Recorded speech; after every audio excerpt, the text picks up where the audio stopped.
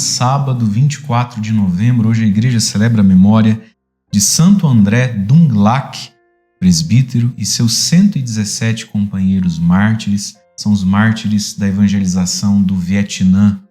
Os santos mártires intercedam por nós.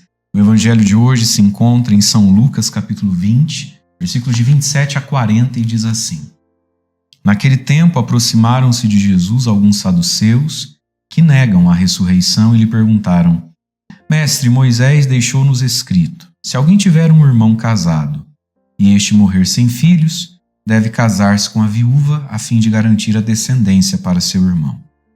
Ora, havia 7 irmãos. O primeiro casou e morreu sem deixar filhos. Também o segundo e o terceiro se casaram com a viúva. E assim os 7. Todos morreram sem deixar filhos. Por fim morreu também a mulher. Na ressurreição, ela será esposa de quem? Todos os 7 estiveram casados com ela.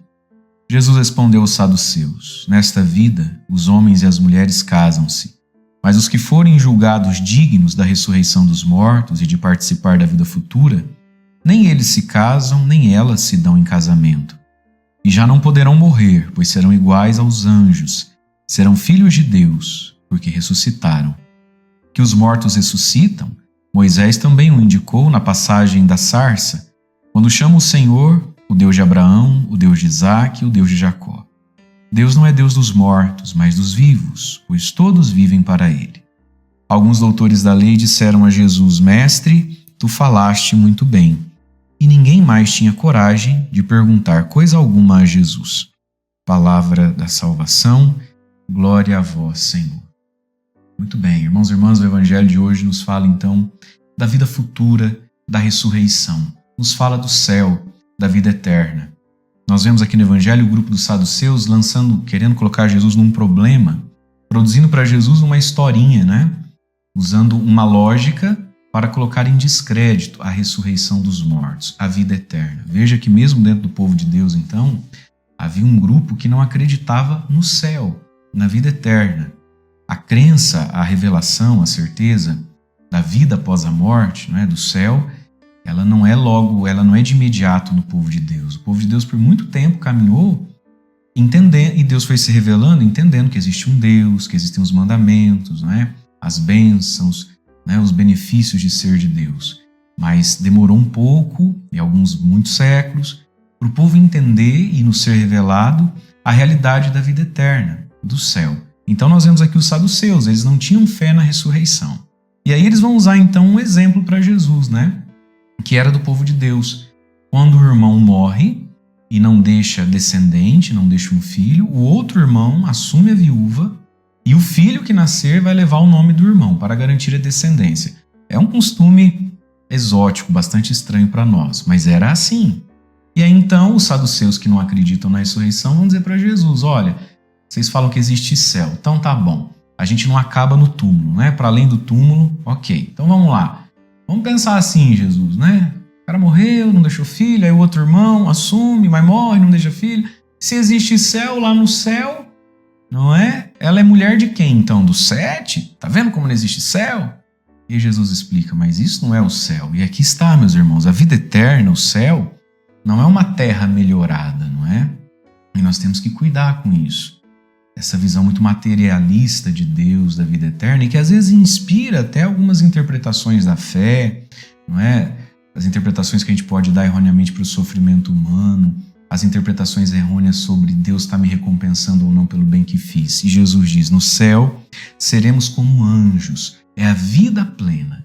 A vida eterna é a minha humanidade, a sua, plenamente mergulhada em Deus. Então a gente não vai diluir nem perder a nossa identidade. No céu, você vai ser você, eu vou ser eu, mas nós vamos estar em Deus como os anjos, uma vida plena. Lá a gente não morre mais. E lá a gente não se casa, nem se dá em casamento, porque nós vamos viver as núpcias do Cordeiro, o banquete do Cordeiro. Jesus é o noivo que nos espera.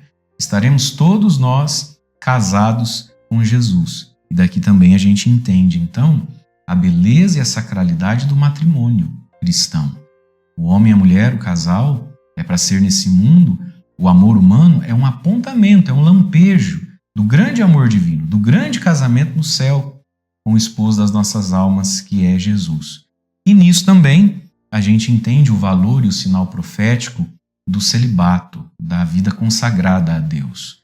O padre, a freira, é convidado a ser, na renúncia que faz no casamento, indicar a todos nós que existe um amor maior e um casamento eterno, que é o próprio Cristo. Portanto, a vida religiosa é um modo de trazer para o nosso tempo aquilo que um dia todos nós vamos viver na eternidade, é algo profético. E hoje a igreja celebra Santo André Dunlac e tantos outros mártires do Vietnã que foram martirizados no século XVII, homens e mulheres que deram a vida, foram crucificados, decapitados. O que pensa um mártir, não é? O que pensa um homem sair da sua terra, ir lá para o Vietnã evangelizar e pagar o preço disso com a própria vida?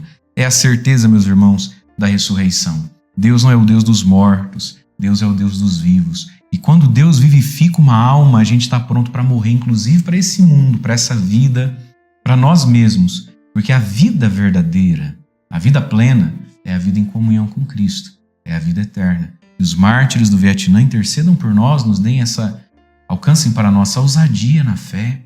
Nós seremos como os anjos, é para o céu que a gente olha, é para lá que nós vamos. Porque senão a gente se amarra tanto aqui e busca até, como os saduceus, uma religião que coloque toda a nossa esperança nesse mundo, nos prazeres daqui, nas recompensas dessa terra.